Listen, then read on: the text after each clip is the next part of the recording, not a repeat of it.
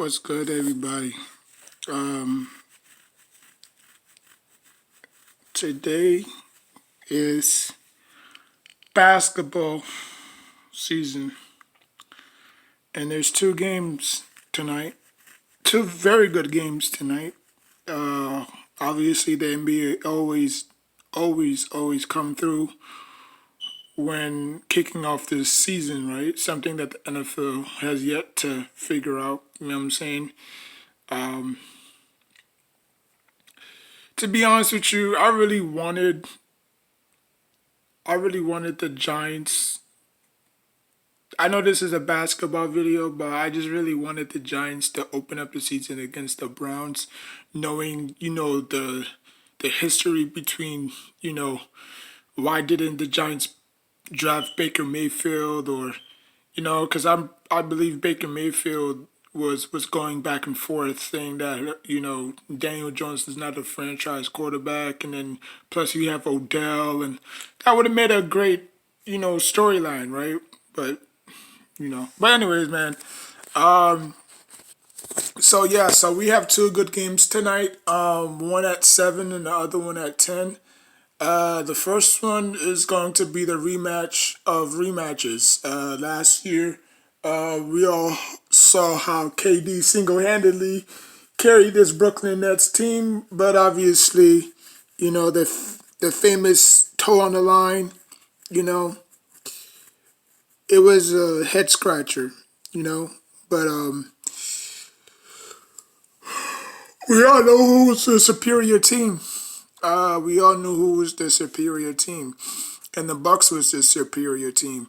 KD did everything that he could offensively last year, and it wasn't enough. It wasn't enough. So not last year, but a couple of months ago, around April. So it wasn't enough, and obviously the Bucks went on to win the championship.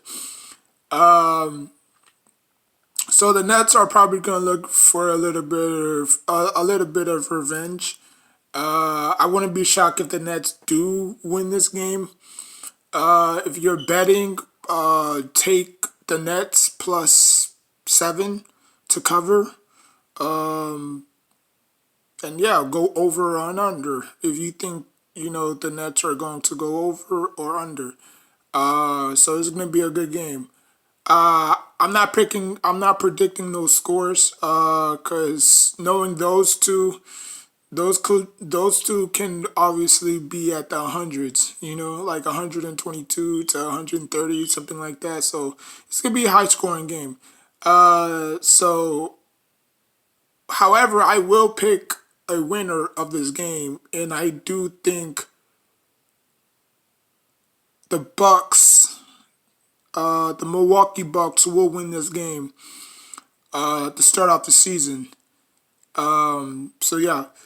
So on to the next game. We have the Lakers and the Golden State Warriors, and it's funny how both of those teams, not even Golden State and Lakers, but Bucks and Nets, they all faced in the preseason. But obviously, the teams that were on that team is not really gonna be on that team come tonight. So expect the starters to have a heavy load. So yeah. What else? Oh yeah, yeah, yeah. The Lakers and the Golden State Warriors. The Lakers are at home, so expect Curry to put on a show. Obviously, Clay Thompson is not playing. Wiseman is out. So that's probably going to handicap them a lot because the Lakers have depth. They can throw in Dwight Howard in there. They can throw in Melo. You know what I'm saying? So I mean they have depth. And the Warriors don't. So the Warriors is just gonna have to outshoot. Not really outshoot, but they're just gonna have to shoot. Because size wise, You have Poole, you have Draymond, you have Curry. I mean that you have Wiggins and Iguodala, obviously, who signed. But I don't think that's going to be enough because the Lakers, even though they have terrible floor spacing, they can still bully you around in the paint. Same with AD and the other bigs that they got, DeAndre Jordan. So they could push you around in the paint. You know what I'm saying? They're not gonna be like how they were last year. So I think all the Lakers have to go is big. You know, keep AD at the 4 and just put DeAndre Jordan. No, not really DeAndre Jordan. Put Dwight Howard at the 5, and then you'll be okay. You know what I'm saying? So yeah. So again, I'm not gonna have no prediction scores because I don't. I mean, I think the Golden State Warriors can average about 122 points a game. I mean, I don't know where the Lakers lie. You know, we're gonna see how Westbrook fares against Curry. Even though both of them can't play defense worth a lick. But Curry is obviously a better shooter, way better shooter than Westbrook. So it's gonna be fun. It's gonna be fun. But I believe the Golden State Warriors is gonna win. I've been saying this. I think the Lakers is gonna start off a little bit slow. I think they're gonna lose a lot of games that people think they should lose or win, I should say. I think they're just gonna find their footings. It's gonna be a long and hard process, but as soon as the season goes on and they find their rhythm, they're gonna be on the roll, but not for tonight. Yeah, not for tonight. I think the Golden State Warriors is gonna put a mark on the Staples Centers and say we here to stay. Last year. Both of them were in the playoffs. One was in the playing tournament, the other one was already in the playoffs. So, it is what it is. The Warriors can find themselves out of the playoffs this year, looking in. Unless they find a way to be in the playing tournament. You know what I'm saying? Like last year. But we'll see. So I have the Bucks and the Warriors winning tonight. Let me know what you think. I'm so glad that the NBA is back because the NFL is just boring as heck. Not because my Giants are losing. It's just boring. It really is. There's no life to it. They just talk about the same bull crap every single day. It just gets sickening sometimes. Like you would think that the NFL would find different ways to talk about stuff, but they talk about the same old crap. You know, if it's not quarterbacks, they're talking about contracts. If it's not contracts, they're talking about something else. So, I mean, I think the NFL just do a terrible job of creating storylines. Not that they have storylines, but their storylines are just boring. You know.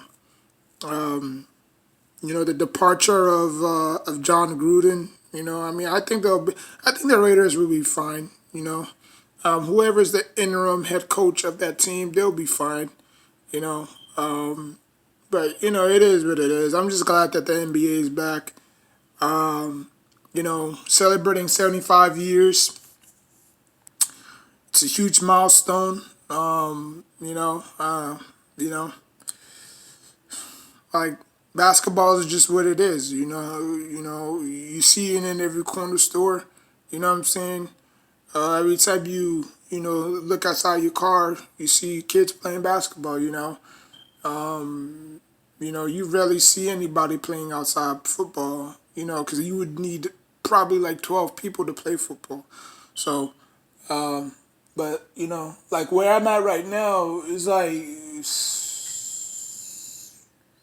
If I could estimate how many basketball hoops there are around my neighborhood, I'll probably say there's about 7. 7 basketball hoops. You know?